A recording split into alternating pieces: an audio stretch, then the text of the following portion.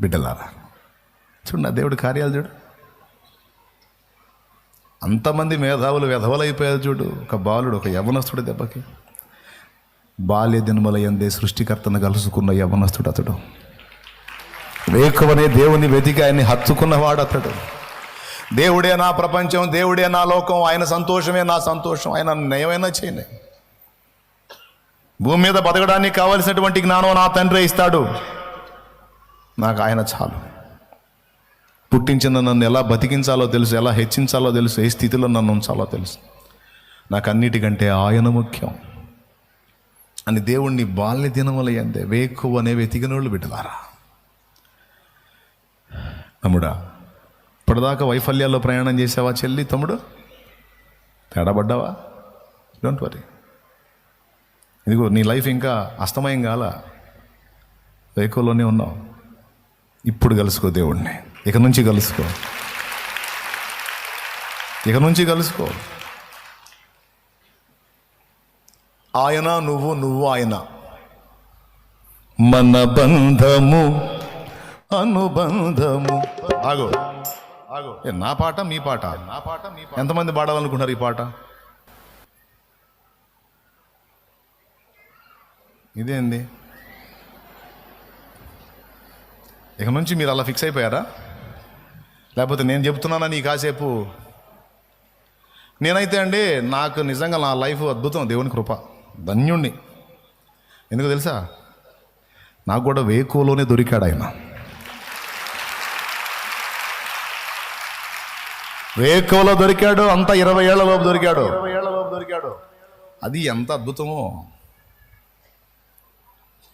ఇంకా మేజర్ని కూడా కాకముందే చిక్కాడు నాకు, మైనరు. ధన్యుణ్ణి.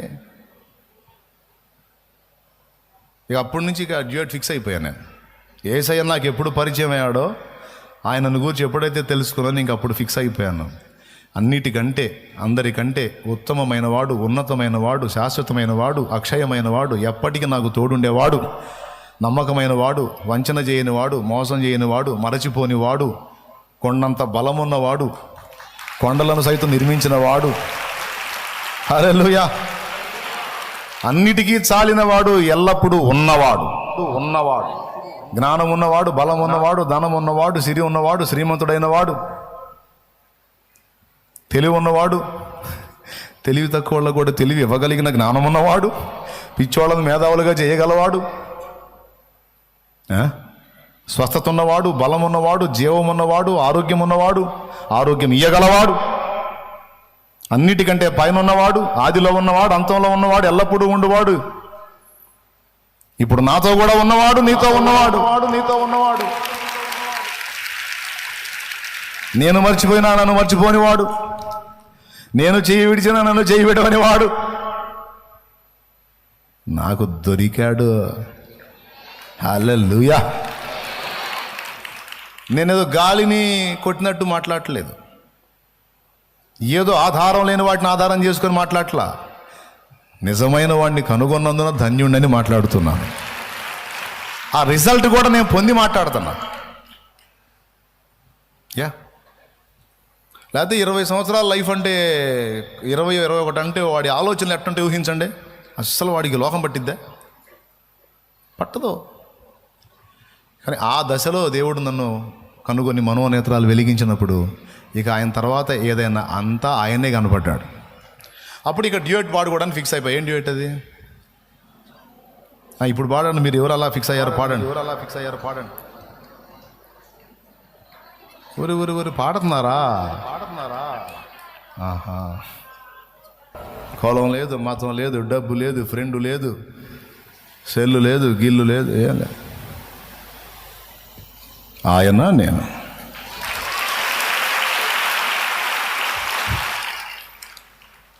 హల్లెలూయా. ఆయన చెప్పమ్మా గట్టిగా. ఎంత అద్భుతంగా చెప్పాలా? ఆయనను ఎవరో అన్నారు చూస్తారేంది మీరు? అట్లా చూస్తారేంది? ఆయన ఫిక్స్ అయ్యారా? వేకునే వెతుకుతారా? సరుకు అయిపోయినాక వెతుకుతారా? అస్తమయంలో వెతుకుతారా? వేకునే వెతుకుతారా? మధ్యాహ్నం వెతుకుతారా? సాయంత్రం వెతుకుతారా? ఇప్పుడు వేకువలో ఉన్నోళ్ళు వేకునే వెతుకుతారు, మరి ఇప్పటికే 30 వచ్చిన వాళ్ళు ఏం వెతుకుతారు? మధ్యాహ్నంలోకి వచ్చారు మరి. అవునా? నేను చెబుతున్నా, మీకు కూడా చెప్తున్నా బిడ్డ, సరే వేకునేతలు మధ్యాహ్నం అప్పుడన్నా వెతుకు. మధ్యాహ్న కాల సూర్యుని వల్ల నీ మీద ప్రకాశిస్తాడు ఆయన.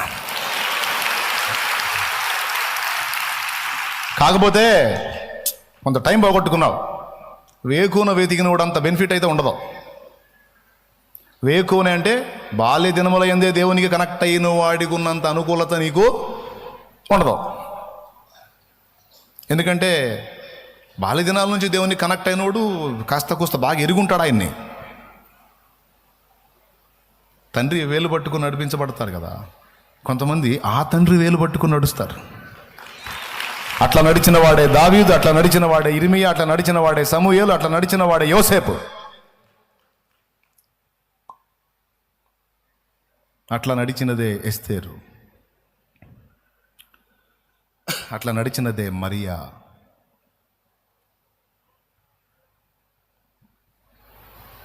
నీకు దొరకలేదు అవకాశం, సరే బాల్య దినాలు దాటి యవన ప్రాయానికి వచ్చావు, కనీసం ఇప్పుడన్నా నువ్వు కనెక్ట్ అవ్వు.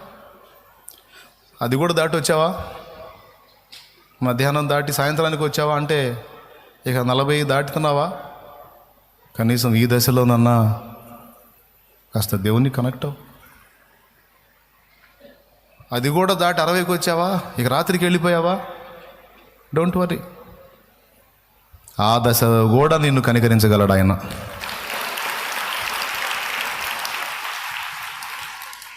తోట యజమానుడు కూలోళ్ళని పిలిచాడు కదా, పొద్దున్నే పోయాడు, 6ంటికి పిలిచాడు, తర్వాత 12ంటికి పిలిచాడు, 3ంటికి పిలిచాడు, 5ంటికి కూడా పిలిచాడు. ఇంకో గంటలో 6 అయింది, పని వాళ్ళంతా వెళ్ళిపోతారు. ఒకళ్ళేమో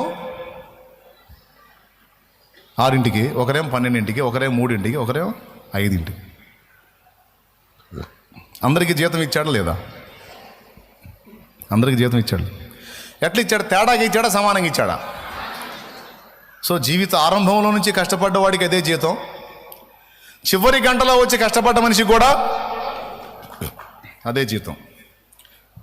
ఇప్పుడు కొంతమందికి మనసులో ఆనందంగా ఉంటుంది, అబ్బా చివరిలో కూడా నాకు స్తోత్రం నాయనా, నీకు వందనాలు ప్రభువా, హల్లెలూయా. కానీ ఒక చిన్న వ్యత్యాసం చెప్తా. ఉదయం నుంచి సాయంత్రం దాకా నిజాయితీగా కష్టపడి పనిచేసిన వాడికి ఆ కూలి తీసుకునేటప్పుడు, యజమాని వైపు చూసినప్పుడు, తీసుకునేటప్పుడు పని చేసిన వాడికి ఒక తృప్తి ఉంటుంది. నేను కష్టపడ్డాను, యజమాని నాకు ఇస్తున్నాడు, పాప ఆయన ఇచ్చేదానికి నేను న్యాయం చేయగలిగానని. కానీ సాయంత్రం వచ్చి 1 గంట చేసి కూలి తీసేవాళ్ళు, తీసుకునేవాళ్ళు యజమానికి వెళ్ళి చూసినప్పుడు ఏమనిపించింది? పాపం ఆయన ప్రేమను బట్టి ఏదో ఇస్తున్నాడు కానీ వాస్తవానికి నేను చేయలేదుగా. వీళ్ళందరూ యథార్థంగా చేశారు, పొందారు, కానీ నేను చేయలేదుగా. ఇప్పుడు నేను ఏదన్నా పొందానంటే అది ఆయన దయను బట్టి దొరికిందే, కానీ నీకు ఇందులో నా కష్టమేముంది అని అన్సాటిస్ఫాక్షన్ మిగిలిద్ది. ఏమైనా అర్థమైందా? అనే ఒక అసంతృప్తి మిగిలిద్ది. ఆయనైతే ఇస్తాడు, ఆయనే కేటాయించాడు, ఇస్తాడు. నువ్వు కూడా కష్టపడ్డావు, ముసలితనంలో ఏం కష్టపడ్డానులే ప్రభు అంటే అదే తృప్తి చెందాలే నాకు, ఎందుకు నువ్వు చేసావులే, అట్లా ఫీల్ అవ్వకు, ఇదిగో అంటాడు. ఆయన ఇస్తాడు, కానీ తీసుకునే వాడికి తృప్తి ఉండదు. మీరు చెప్పండి, నీకు తృప్తిగా తీసుకోగలవా? కొంతమంది అయితే ఎట్టుంటారు తెలుసా, అసలు పొద్దున్న నుంచి సాయంత్రం దాకా పని చేసి కూడా చేసిన పనిని అంచనా వేసుకుంటాడు. ఈరోజు నేను చేసిన పని నా కూలికి సరిపోయిందా అని. సరిపోలేదనుకో బాధపడి డబ్బులు రేపు ఇద్దరు కానిలేండి అని పోతాడు. మంచి మనస్సాక్షి ఉన్నాడు, డబ్బులు రేపు ఇద్దరు కానిలేండి పోతాడు. ఎందుకో తెలుసా? తీసుకోబుద్ధి కాదు. పాపం ఆయన నమ్మి నాకు పని అప్పు చెప్పాడు, నేను రోజంతా చేసినా కూడా సగం కూలికి చేయలా, రేపన్నా కొంచెం పెందలాడు వచ్చి దీనికి ఈ తరుగు భర్తీ చేసి లెవెల్ చేసి 2 కూలు రేపు తీసుకుంటా, ఎందుకు పనికి న్యాయం చేసి తీసుకుంటాననే మనస్సాక్షి కలిగిన వాళ్ళు ఉన్నారు. అలా కాకుండా కొంచెం పని చేసి పైసలు తీసుకోవాలంటే మంచి మనస్సాక్షి వాడికి బాధ కలిగింది. ఇచ్చే యజమానుడు నమ్మి ఇస్తాడు, కానీ తీసుకునేవాడు అసంతృప్తి ఫీల్ అవుతాడు. దేవుడు నీకు ఇచ్చినటువంటి మంచి సమయం అంతా పోగొట్టుకొని, మన శాలేమన్నా చెప్పాడులే, సరికంతా అయిపోయిన తర్వాత చేసినా అదే కూల్ అంటలే.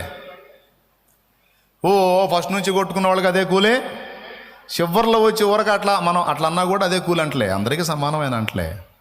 అంటే ఉదయం నుంచి సాయంత్రం దాకా కష్టపడ్డవాడు పొందినప్పుడు తృప్తి ఉంటుంది, ఇచ్చినోడికి తృప్తి ఉంటుంది, పొందినోడికి తృప్తి ఉంటుంది. సాయంత్రం అంటే చివరి ఘట్టంలో వచ్చేదో కాస్త తిప్పలు పడి బహుమానం తీసుకునేటప్పుడు ఇచ్చేవాడికి ఏ ఫీలింగ్ ఉండదులే, కానీ పొందే నీకు ఫీలింగ్ ఉంటుంది కనుక ఇక టైం పోనీయొద్దు అని చెబుతున్నాను. అంతేగాని సరే అట్టయితే ఇంకేం చేస్తాంలే అంటే ఇంకా ఇక మొత్తానికి దరిద్రం అనమాట అది. కాబట్టి ఇప్పుడన్నా అర్థమైంది నేను చెప్పింది. ఇక పోనీయొద్దు టైం. అలా అనుకున్నారు నా బిడ్డలో చాలామంది మీలో కూర్చున్నారు, అలా అనుకున్నారు. ఇప్పటికే అన్నని కలవక మునుపు చాలా టైం పోయింది, అన్నని కలుసుకున్న తర్వాత కర్తవ్యం అర్థమైంది. దేవుడు ఆయన ద్వారా మాట్లాడాడని ఏదో నాకు దేవుడి చిన్న కృపలో కొంతమంది అర్థం చేసుకొని ఈ ఘనత ఆయనకి, నాకు కాదు మళ్ళీ. ఎందుకంటే ఇది తోలు బొమ్మ, ఈ బొమ్మను వాడుకుంది ఆయన. కాబట్టి ఆ మాటలు విని కర్తవ్యం తెలుసుకొని చూశారు కదా ఎంత కష్టపడ్డారో. వారం వారం ఎన్ని బాధలు పడుతున్నారో చూస్తున్నారుగా. ఎందుకనుకున్నా వారు బాల్య దినముల యందు యవన దినముల యందు దేవుణ్ణి కలుసుకున్నారు. కొంతమంది మధ్యాహ్నం వేళ, కొంతమంది సాయంత్రం, అంటే కొంతమంది 40-50 కలుసుకున్నారు తల్లులు, కొంతమంది తండ్రులు తల్లులు 60-70 ఏళ్ళు కూడా పరిచయం చేస్తున్నారు. చూశారు మీరు? తల నెరసిన తల్లులు కూడా ప్లేట్లు కడుగుతున్నారు, పరిశుద్ధులకు ఉపచారం చేస్తున్నారు. వాస్తవంగా పనులు చేయించుకోవాల్సిన వయసు అది, కానీ నీ ముందుకు ప్లేట్ తీసుకొచ్చి పెడుతుంది ఒక తల్లి. రాత్రికి చేరిందా తల్లి? గుర్తుపెట్టుకుని ఆయన. ఎందుకని? ఏం పొందగోరే? జీవితంలో చాలా భాగం ఒట్టిగా పాడు చేసుకున్నా, అశాశ్వతమైన వాటికి టైం వెచ్చించి జ్ఞానం ఆలోచన అంతా పాడు చేసుకున్నా. అయిపోయి చివరికి వచ్చాను. ఎప్పుడు పిలుస్తాడో తెలియదు. ఆ పిలుపు అందుకోక మునిపే కొంతైనా ఆయన కోసం తృప్తిగా చేసి పిలుపు అందుకొని వెళ్ళిపోవాలి అని ఆలోచనలోకి వచ్చారు తల్లులు. అందుకే అందరికీ ప్రేమతో చెప్తున్నాను, ఆయన ఎప్పుడు ఎప్పుడు ఎప్పుడు వెతకాలట. దానివల్ల ప్రయోజనం ఏంటి? ఆయన్ని బాగా తెలుసుకోగలుగుతాం. జీవిత ఆరంభంలోనే దేవుడిని కానీ కలుసుకోగలిగితే బాగా తెలుసుకోగలుగుతాం. ఇప్పుడు ఉదాహరణకి నేను 20 ఏళ్ల ప్రాయంలో పట్టుబడ్డాను అనుకుందాం. మరో 20 దాటేసరికి మీకు చెప్పగలుగుతున్నాగా కొంత అనుభవం. ఏమండి? అవునా? ఏం అనుభవం నీ బంద అంటారా? లేదురయ్యా కొన్ని నేర్చుకున్నావు అంటారా? నేర్చుకున్నావు అంటే చేయొత్తండి, కొంచెం దేవుని కృతజ్ఞతలు చెప్పుకుంటా. థ్యాంక్ యూ అండి. నేను ఇప్పుడు పట్టబడితే మీకేం నేర్పుతా? నేను 20లో పట్టబడ్డాను కనుక మరో 20 దాటేసరికి మీకు నేర్పగలిగా. ఎందుకు? 20 ఏళ్ళు ఆయనతో నడిచాను కాబట్టి. తమ్ముడు, ఎవనుడా ఎవనుడా చిన్నోడా ఇన్నానా? 20లో పట్టబడ్డా, 20లో దేవుని కనెక్ట్ అయ్యా. మరో 20 దాటేసరికి 20 ఏళ్ల నడక అనుభవాలు ఈరోజు నీకు చెప్పగలుగుతున్నా. అదే నేను 20-40 పోగొట్టి 40లో పట్టబడితే నేను వచ్చి అడుగు కూర్చునేవాడిని. ఏడుంది ఆయన హల్లెలూయా అనగానే హల్లెలూయా అనుకుంటూ కూర్చునేవాడిని. ఏం చేసేవాడిని తెలియదుగా. ఇదండి ప్రాబ్లం. మనము ఆయనను పెందలకడనే తెలుసుకున్నందువల్ల, పెందలకడనే కలుసుకున్నందువల్ల, పెందలకడనే ఆయనను ఎరుగుట అనేది మొదలు పెట్టడం వల్ల మన టైం సఫలత, అంతేకాదు మనం ఆయనను గురించి బాగా తెలుసుకోగలం, సమీపంగా వెళ్ళగలం. అంతేకాదు ఆ దశలో మనం దేవుని కనెక్ట్ అయినప్పుడు భూమి మీద మనం తలపెట్టిన కార్యాలకు కూడా మంచి జ్ఞానం అబ్బుద్ది. భక్తుడు అనేవాడు తిక్కలోడు కాదు. భక్తుడు అనేవాడు మేధావి. సృష్టికర్తను కలుసుకొని సృష్టికర్త ధ్యాసలో ఉన్నోడు తిక్కలోడు కాదు, మేధావి. భూమి మీద ఉన్న మేధావులందరూ వాళ్ళ ఈ భూమి మీద జీవితాలకు సంబంధించి వెతుక్కుంటే, భక్తుడు అనేవాడు దేవుణ్ణి వెతికినటువంటి వాడు ఇక్కడ ఉండగానే అక్కడికి వేసాడు ప్లాను. మరి ఎవరు తిక్కలోళ్ళు? ఎవరు మేధావులు? ఇక్కడున్న 70, 60, 80 సంవత్సరాలు, 100 సంవత్సరాల జీవితాన్ని గురించి తిప్పలబడేవాడు మేధావా? ఈ జీవితంలో ఉండగానే శాశ్వతత్వాన్ని గురించి ప్లాన్ వేసిన వాడు మేధావా? ఎవరు సోదరుళ్ళు, ఎవరు మంచోళ్ళు మీరు చెప్పండి. ఇక్కడ ఉండగానే అక్కడికి వేశాడు చూడు.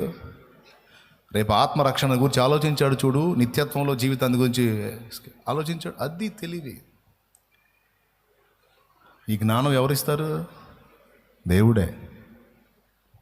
ఒడిశాల విసిరి వెంట్రుకను గట్టి విసరండ్రా అంటే 600 మంది ఉన్నారంట సౌలు రాజు సైన్యంలో. ఒడిశాలో రాయిబెట్టి గిరా గిరా గిరా గిరా తిప్పి విసిరితే వెంట్రుక దిగిపోయింది. అంత గురి కలిగినోడు.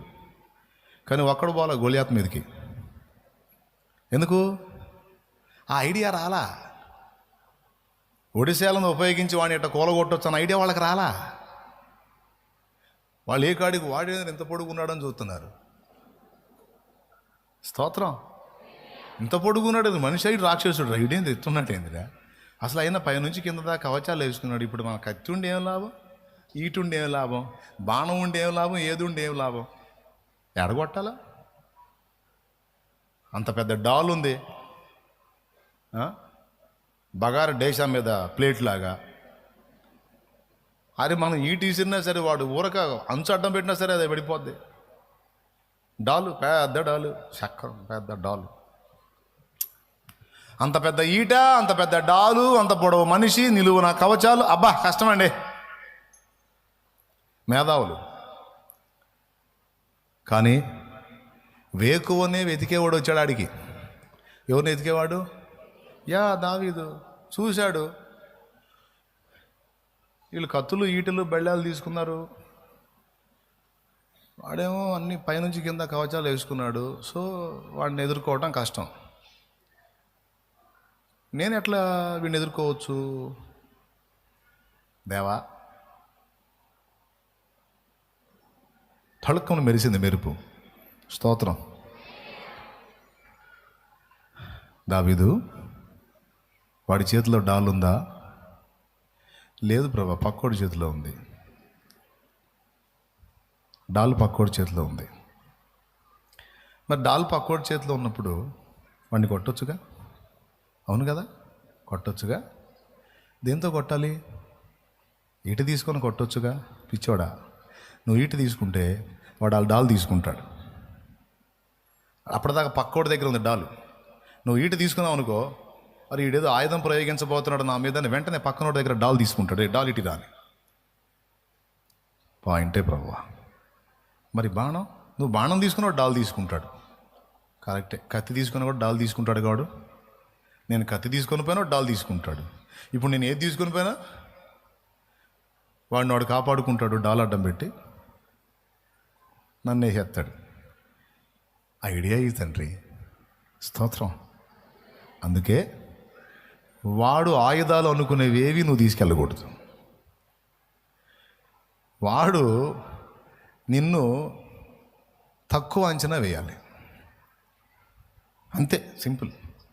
వాడికి ముందుకు నువ్వు ఆర్భాటం వెళ్ళవా, పిల్ల చేష్టలుగా వెళ్ళు. వాడు నిన్ను చూసి నవ్వుకోవాలి. నువ్వు యుద్ధానికి వస్తున్నట్టు వాడికి అర్థం కాకూడదు. ఎట్లా చేయాలి నాయన? దావీదు, నీ వద్ద ఏముంది? నా దగ్గర చేతి కర్ర ఉంది, రైట్. ఇంకా ఒడిసేలు ఉంది, రైట్. పో, నీ వద్ద ఉన్నదాన్నే తీసుకొని పో. ఒడిసేలతోనా? అవును, పో. మరి రాళ్ళు అక్కడ ఏరు, పో. అక్కడ పోయి ఆ ఏటిలో నున్న రాళ్ళు ఏరుకో. సూపర్. ఇప్పుడు నేను ఒడిసేలు తీసుకొని పోతే అది కత్తి కాదు, ఈట కాదు, బల్లెం కాదు, బరిస కాదు, బాణం కాదు. కాబట్టి ఇవేవి కావనుకున్నప్పుడు వాడు డాలు పట్టుకోడు. డాలు పట్టుకోకపోతే నేను వాడిని ఆడగొట్టాలి, ఆడగొట్టచ్చు.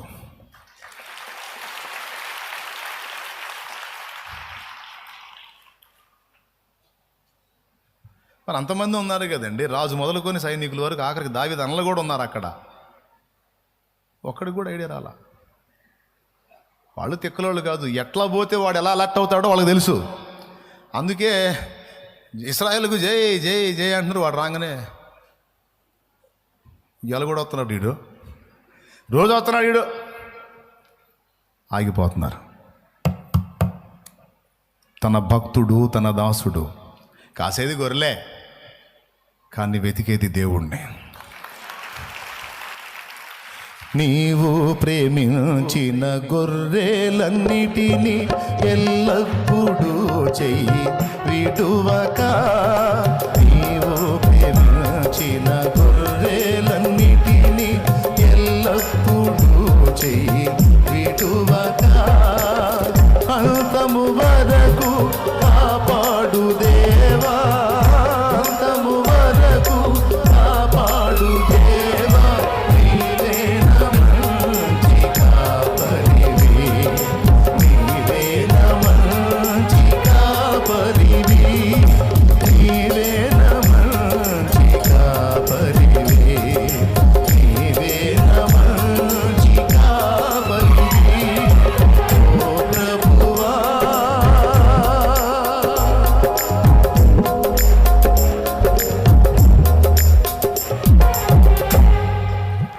అయితే పాడుతున్నా కానీ టైం అందుకని అర్థం చేసుకోండి.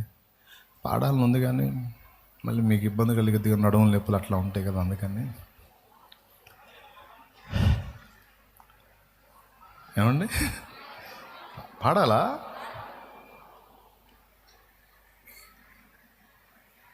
పాడతాలే. చూడండి ఎట్లా మెరుపు లాంటి ఆలోచన ఎట్లా ఇచ్చాడు చూడండి. నిజంగా దావీదు అనుకున్నట్టే చేశాడు వాడు. కర్ర ఒడిసేల, కత్తి లేదు, ఈట లేదు, బడిసె లేదు, బాణం లేదు. కర్ర ఒడిసేలు తీసుకున్న తెరే ఎవడు వీడు, ఎరా మీ దగ్గర ఇంకా ఇంతకు మించి లేరా? ఈ పిల్లలు ఏది పిల్లలు కాకుండా మీరు రారా? మీరు మీ దగ్గర లేదా గుండె లేదా? ఏంది వీటి సంగతి ఏంది? ఎరా కర్ర తీసుకొని వస్తున్నా కుక్కను అనుకుని అంటారా? నువ్వు అలా అనుకోవాలనే నేను ఎలా వస్తున్నా. దేవునికి స్తోత్రం. కావాలంటే మీ ఇంటికి పోయి చదువుకోండి, అదే ఉంటుంది.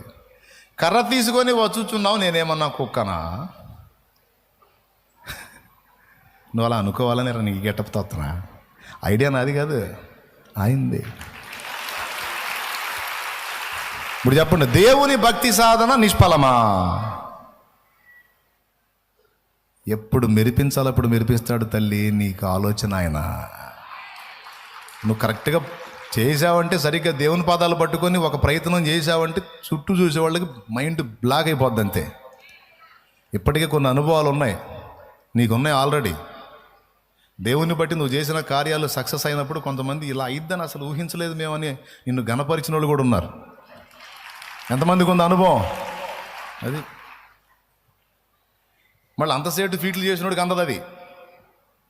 ఎందుకంది ఇది? ఆయనను ప్రేమించి వారికి ఇస్తాడు. ఒక మెరుపు. ఫరో దగ్గర చాలామంది మేధావులు ఉన్నారు, ఎవడోలగాల. యోసేపు పోయి ఇలా జరగబోతుంది సార్ అన్న, అంతే. మరి ఎట్లా వాటిని స్టాక్ చేయటం? 7 ఏళ్ళు ఎలా స్టాక్ చేయాలి వాటిని? భూగర్భంలో చలువ గదులను నిర్మింపజేశాడు యోసేపు. ఈజిప్ట్లో భూగర్భంలో ధాన్యమును నిల్వ ఉంచడానికి చలువ, అప్పట్లోనే ఏసీ గదులు ప్లాన్ చేశాడండి. ఏసీ మిషన్లు ఎక్కడ ఉన్నాయి? ఏసీ గ్యాసులు మిషన్లు ఏడున్నాయి? ఏం చేశాడు? భూగర్భంలో ఒక విధమైన రాతితో నిర్మాణం జరిగించాడు. చలువ రాయి ఉంటుంది చూడు. భూగర్భం మామూలుగానే కూలింగ్ ఉంటుంది ఒక స్థాయి వరకు. దానికి తోడు ఈ మెన్షన్ చేసి అక్కడ భూగర్భంలో బంకర్ల లాగా రెడీ చేశాడు మొత్తం. మీరు నెట్లో సెర్చ్ చేస్తే అవి మీకు దొరుకుతాయి, కనపడతాయి. యోసేపు ప్లాన్ అది. మరి ఈజిప్ట్లో చాలామంది మేధావులు ఎవడు చేయాల ఆ పని. ఈ మెరుపు ఎవరికి మెరిసింది? శుభ్రంగా అందులో భద్రం చేపించాడు. పండిన పంటంతా అదిగో మొత్తం అందులో నిల్వ పెట్టించాడు. పైన ప్యాక్, లోపల ధాన్యం చెడదిక చల్లగా ఉంటుంది లోపల. స్తోత్రం చెప్పు. 7 ఏళ్ళైనా సరే కదలది, ఫ్రెష్గా ఉంటుంది.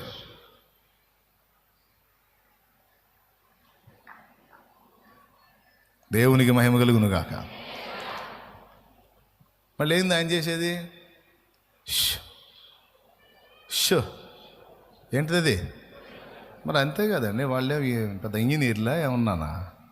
వాళ్ళు కాదు కానీ వాళ్ళు హత్తుకున్నారు చూడు, పరమ ఇంజనీర్ ఆయన. ఆకాశ గగనాలను నీ జేనతో కొలిచితివి, ఆకాశ గగనాలను నీ జేనతో కొలిచితివి. శూన్యములో ఈ భూమిని, శూన్యములో ఈ భూమిని వేలాడదీసిన నా యేసయ్యా, శూన్యములో ఈ భూమిని వేలాడదీసిన నా యేసయ్యా, నీకే వందనం, నీకే వందనం, నీకే వందనం, నీకే వందనం. నజరేయుడా నా యేసయ్యా, ఎన్ని యుగాలకైనా ఆరాధ్య దైవము నీవేనని గలమెత్తి నీ కీర్తినే చాటెదా. దేవునికి మహిమ, దేవునికి మహిమ. దేవుని పాదాల దగ్గర కూర్చుని నేను చేసేది అంతే చేస్తా. నేను హడావుడిగా పరిగెత్తి వస్త్రములు చెయ్యను. నేను హడావుడిగా పరిగెత్తిన వాళ్ళని చూసి అమ్మో అమ్మో అమ్మో పోతున్నారు. నేనేమి ఎవరి దగ్గర? ఆయన కాళ్ళ దగ్గర కూర్చుంటా. ఏం చేయమంటావు? ఉండరా అంటాడు. వెళ్ళాల్సిన అవసరం అయితే వెళ్ళరా అంటాడు. చెప్పిందా కూర్చుంటా. ఏందని ఒక మెరుపు మెరిపిస్తాడు. ఆ మెరుపు మెరిసిందా కూర్చుంటా. మరి ఒట్టిగా పంపిడు. ఆయన దగ్గర పోయి కూర్చుంటే జ్ఞానం ఇచ్చి, వివేచననిచ్చి, తెలివినిచ్చి, ఐడియా ఇచ్చి పో అంటాడు. మరి ఏందనుకున్నా యేసయ్య అంటే ఇక అప్పటి నుంచి పొద్దున పోయి సాయంత్రం దాకా తిప్పలు పడ్డ వాళ్ళందరూ ఒక దారి అయిపోతారు. నువ్వు వెళ్తావు, నీదే ఓకే అయిపోయింది. అది జీవితానికి సంబంధించినటువంటి విషయాలైనా, ఆత్మకు సంబంధించిన విషయాలైనా మహామేధావి దేవుడు. ఆ మేధావితో అంటగాగమని చెబుతున్నా టోటల్గా నేను. అది సోదోళ్ళతో కాదు. ఎవరితో ఎవరితో? సోదోళ్ళతో, ఆ ఎర్రమందులతో, ఈ ఆఫ్ మైండ్ వాళ్ళతో కాదు. ఆ మేధావితో కూర్చోవయా, మేధావితో ఫ్రెండ్షిప్ చేయవయా, మేధావితో సహవాసం చేయమని చెబుతున్నాను నేను. అప్పుడు ఎక్కడ ఏ సిచ్యువేషన్లో ఏ స్టెప్ తీసుకోవాలో మెరుపు ఆయన మెరిపిస్తాడు. ఆ ఘట్టంలో నువ్వు చేసిన పని చూసినప్పుడు ఒక్కొక్కడికి మైండ్ వచ్చి అడుగుతారు సచ్చినట్టు, ఎట్లా నీకు ఐడియా వచ్చిందని. అదే ఆయన